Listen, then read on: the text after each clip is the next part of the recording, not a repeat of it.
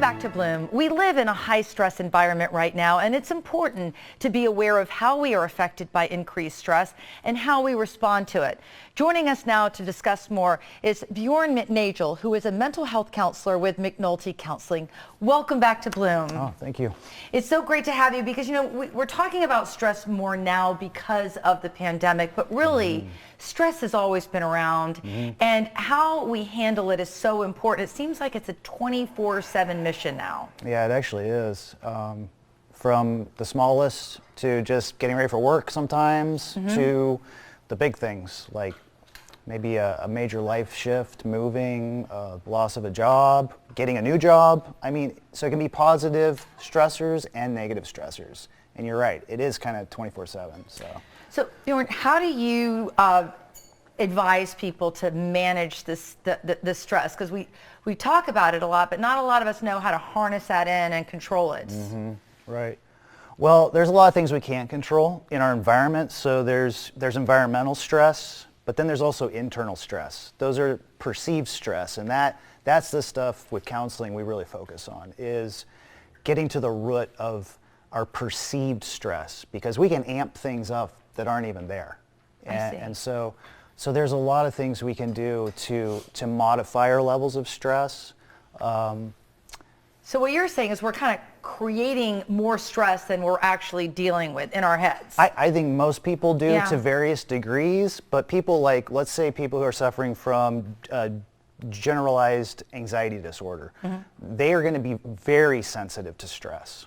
So it's kind of a spectrum, and you don't even need to worry about labels so much, but just we want to kind of identify where our big stressors are and then how we can dial it back in. So again, some things we can control, a lot of things we can't, but let's say we're in a bad relationship.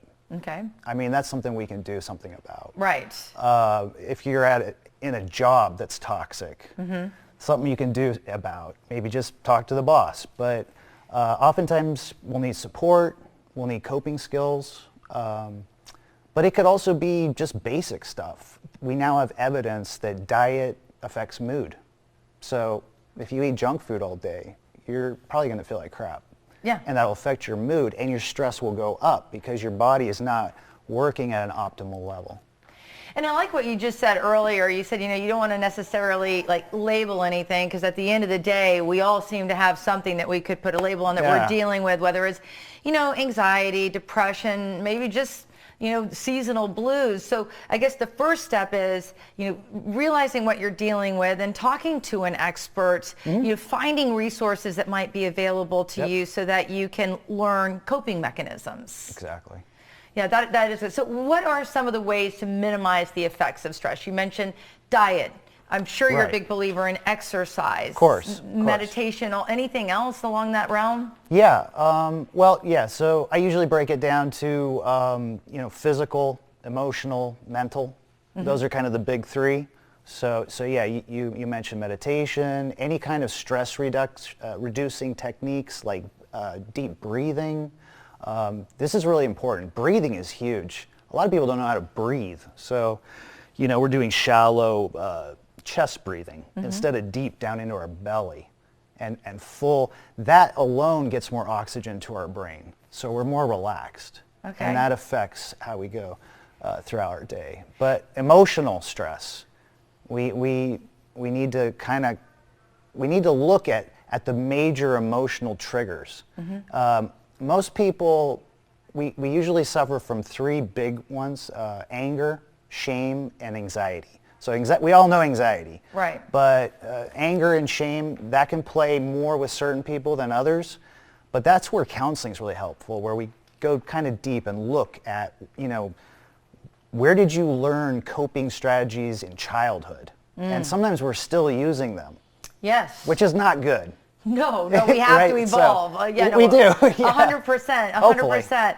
So you're identifying the categories, then you're helping people figure out the difference between what you can control and what you can't control. And if you just can't control it, how to cope with it. Exactly. And seeing life as a mirror. Oftentimes we see reoccurring patterns, and that's like a cue. like this keeps coming up, or I keep responding to stressful The same stimulus way. in the same way. Okay. So we want to break that, or we want to look at it and then find new ways to approach it. I love it. Thank you so much. And if you want to visit, you can go to the website, McNultyCounseling.com. Thank you so much for joining us today on Bloom. We really appreciate it. You bet. All right, we're going to be back with more Bloom right after this.